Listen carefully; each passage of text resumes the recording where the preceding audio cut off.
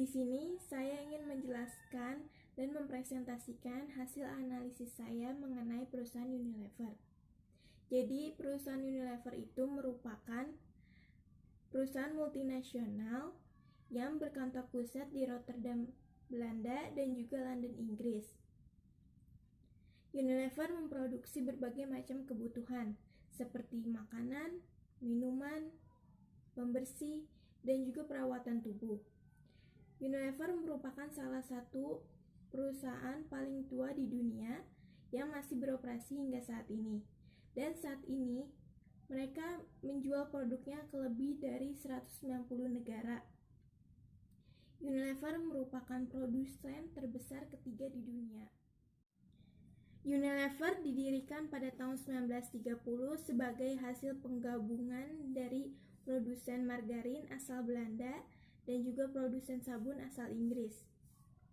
Selama paruh kedua dari abad ke-20, Unilever secara signifikan berdiversifikasi ke berbagai bidang bisnis dan juga berekspansi ke berbagai negara.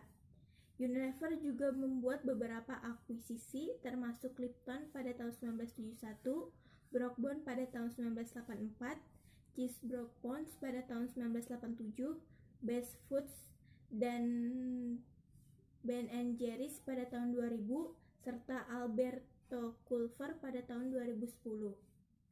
Pada dekade 2010-an, di bawah kepemimpinan Paul Polman, Unilever secara perlahan menggeser fokus bisnisnya ke bisnis kesehatan dan kecantikan. Dari yang sebelumnya bisnis makanan yang menunjukkan tren perlambatan pertumbuhan. Ada banyak produk yang dihasilkan oleh Unilever, seperti Buavita, Clear, Close Up, Pepsodent, dan masih banyak lagi yang mungkin sering kita gunakan di kehidupan sehari-hari. Setelah mengetahui bagaimana perusahaan tersebut, maka inilah hasil analisis yang saya dapat mengenai beberapa aspek perusahaan, yakni yang pertama, lingkungan yang sehat. Pada bagian luar kantor dapat kita lihat banyak ditanami pepohonan dan itu membuat suasana menjadi asri. Dengan begitu, pegawai dapat merasakan kenyamanan, karena kenyamanan pegawai adalah aspek terpenting. Jika pegawai nyaman, maka akan menghasilkan pekerjaan yang efektif dan efisien. Aspek yang kedua yaitu sistem pencahayaan.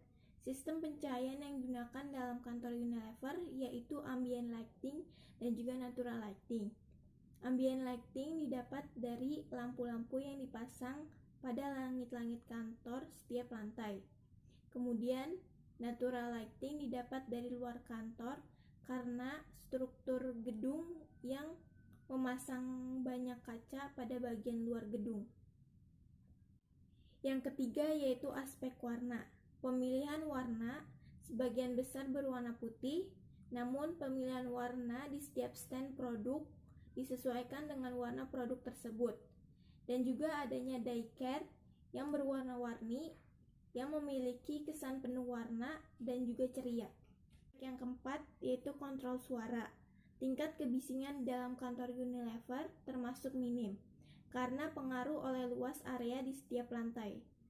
Kemudian, jika akan diadakan rapat, maka ada tempat khusus yang disediakan yang memungkinkan tingkat kebisingan yang dapat dihindarkan. Aspek yang kelima yaitu udara. Sirkulasi udara di dalam kantor Unilever sangat baik karena ada beberapa pepohonan yang diletakkan di pusat gedung kantor dan juga banyaknya ventilasi di dalam kantor. Aspek yang keenam yaitu musik. Pengkondisian musik yang efektif pada lingkungan kantor yang dilakukan, sebaiknya pemutaran musik hanya diberikan dalam waktu yang singkat. Hal itu dilakukan agar pegawai tidak terlalu suntuk dan juga dapat bersemangat kembali. Yang ketujuh, konservasi energi. Penggunaan energi di dalam kantor Unilever sangat baik dan efektif karena adanya penghematan energi pada sistem pencahayaan. Pencahayaan pada siang hari didapat dari bangunan gedung dari luar yang menggunakan kaca.